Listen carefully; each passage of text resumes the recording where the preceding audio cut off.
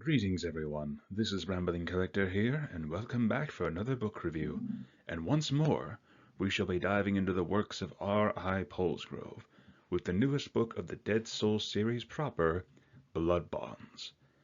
I cannot tell you all how excited I have been for us to return to the Dead Souls proper. As much as I have enjoyed the Shadow Souls series as well as the newest book in the beginning, the Dead Souls universe, or should say the Dead Souls series proper, is what really invested me into this entire universe. So I was very happy to finally see the main series have a new book release. Better late than never, right? But all in all, I cannot tell you guys and girls how much I have been waiting for this one. So, with that being said, let's get started, shall we?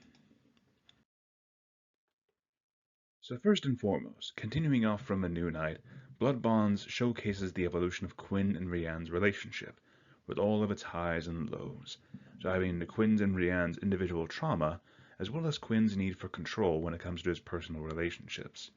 Now, for those who have followed the Dead Souls universe from both the Into the Darkness series as well as the Shadow Souls series, you will know and understand that Quinn is a person who, shaped by the events of his past and throughout his life, has a need for control, the ability to hold things and be able to know when to either bend them to his will or learn how to keep them under his watch. This is unfortunately heavily reflected in his personal relationships, where Lucas may view Quinn as a brother, and Quinn definitely cares for Lucas. Quinn feels as though he cannot bring himself to be that close with Lucas. And honestly, it was hurtful to read that part in particular. But then, of course, we also see how he interacts with Rianne. He loves her deeply, but continues to hate himself, viewing himself as a monster wanting to stay away from her, for her own safety no less. And, as a consequence of this, he tries to continue to hold her in a gilded cage, which is something that Rianne heavily opposes. And, to be completely honest with you, it was fun to watch them try to hammer this stuff out with Rianne consistently bringing up the thought of therapy.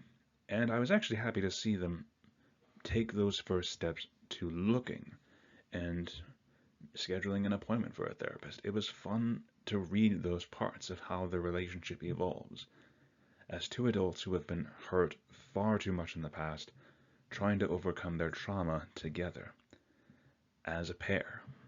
It was fun to read that part. But, on the subject of relationships, a very interesting side character actually popped up. A zombie named Alex, who works for Quinn, and works for him via a deal where he and his wife Bree would be turned into zombies, and as a result of this, Alex would serve Quinn at his law firm, getting a hefty sum to allow him and his wife to live in comfort and, honestly, luxury. However, Alex proves to be a very relatable character, and there is a tragedy to his backstory when we learn that after he and his wife were converted to zombies, Bree and her personal tastes continued to grow higher and higher, aiming to be extremely beautiful, like a porcelain doll. And we see how photos of him and her when they were human, they might have been sick, with Bree near death's door. But Alex and Bree, they loved each other, and for a while Alex did still love Bree. And you can see how Bree genuinely loved him. But by being given that second chance, it allowed Bree to fully see the idea of a luxurious lifestyle. And as a result of this, we see how hollow of a character she has become. And it's sad to see the relationship fall apart like this. And Alex himself does come to realize that further on in the book, but when you see just how distant they become, in a lot of ways, it feels relatable. And I'm not going to lie to you guys. Alex's story absolutely crushed me. Like, there was a moment I almost was driven to tears as I was reading about him and his story. And Quinn and Rianne, even more so, we see how there's always the backlash when things come up from their past, or trauma gets in the way, or even their own self-hatred. In fact, one of the major side plots of this entire story is the return of Rianne's abusive family members, namely Miles and Amy, if I remember correctly. And we see how these two are plotting ways to make Rianne's life miserable, to keep control over her, knowing for a fact that she is happy and is married to a very rich and influential person. Because Quinn is a very well-known public figure within the world of Dead Souls. And we see this constantly with Miles looking into research about Quinn, who he is, what his backstory is, or at least the fabricated backstory that we see that Quinn has crafted. But in the end, we see just how they're plotting and scheming, and quite frankly, it made me angry. And this is sadly a problem that we see a lot with abusive family members and whatnot, is that when they see someone that they've had under their thumb finally being happy, the jealousy and the need to control them again always crops up. And it is a sad thing to see that. It is incredibly sad. But I will say, with this, the larger size of this book compared to the last two, it allowed for a greater room to immerse into the story and see more of the Dead Souls world, giving us more time with these characters. Because I will say, despite all the drama and romance and a bit of spice involved, there was always those moments of pure happiness where the group is just hanging out. Quinn, Lucas, Natalie, Rianne, all of them just hanging out and having fun. Going to a local mall, having a game night together, being able to talk and just be friendly adults with each other. It was refreshing to get those moments between all the drama. And frankly, it makes me very excited to read the next book in book 4. But unfortunately, that one has been put on the backlog for a little while. But overall, great addition to the Dead Souls world. But moving forward.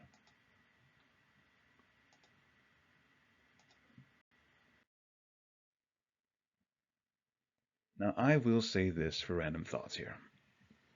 I have been immersed into the Dead Souls universe for a while. And quite frankly, as much as I have enjoyed the world building, I've really enjoyed finally seeing Dead Souls proper get the attention it needs to grow. Because there's a lot of connecting threads in between each and every one of these books that all circles back to Dead Souls. If you really take the time to immerse yourself in this universe, there is a lot, mind you. But the way it all intricately connects, how certain characters will be called back to, their origins explained in other books previous, whether it be Into the Darkness, the Shadow Soul series, all of them cropping up within Dead Souls proper. It really entices the reader to want to understand these characters more. Where did they come from? How did they get here? There's always that intrigue and the craving for more to know. And that can be a complicated thing to accomplish, especially in large-scale universes like what is being shown with R.I. Pulsgrove's works. More importantly, though, the subject matter that they write about is always going to be a very tender subject, because they dive into some of the more darker aspects of human life, whether it be stories of abuse, problems with family, romance, all of it. They dive into some of the darker aspects of humanity, and it can make it a very rough read. However, seeing the characters learning to come together and overcoming some of these traumas makes for quite an interesting read, and in a way you cannot help but relate to and cheer for some of these characters. But overall, this one was definitely much more needed, and I will say this much: the Dead Souls series proper has needed more to it. Hence, with Blood Bonds, I was finally happy to see that happen. But, going forward, let's move on to the overall score. If it were not already obvious, I'm going to give Blood Bonds a solid 9 out of 10 here. Because while there are moments where the book may drag a bit, I still stand by my point that this being a much larger size of book gives us more time to really flesh out the characters and get to see more of them interact. And I will stand by that overall. So, would I recommend Blood Bonds? Absolutely. And if you yourself are getting into the Dead Souls universe, I would recommend start with Dead Souls proper first, before really getting into the meat of it with the series of the Shadow Soul series, which is completed, by the way, as at the time of recording this video, as well as the Into the Darkness prequel series. Overall, though, R.I. Postgrad, I feel, has a lot to offer with this universe, especially with the fleshing out of various different species with werewolves, zombies, and vampires. And I feel honored in the fact that I can play a part in that, both by reviewing their works, but also playing a part as an audiobook narrator. That's right, folks. The author has hired me to narrate some of their works, and quite frankly, I feel honored by that fact. But going back to the book here, I would say give Blood Bonds a shot if you are wanting either more vampire romance, or if you have already read the first two books, with Death to the Soul and A New Night, and you have been craving for more of the Dead Soul series proper. Once again, thank you all for listening. This is Rambling Collector, signing off. And if you would like to see more of the works by R.I. Postgrove, I will leave a link to that playlist here at the end of the video. Or if you want to see some of the other books that I've covered on this channel, I will leave a link to that playlist as well. Thank you all very much, and have a good day, fellow readers. I will see you all in the next video.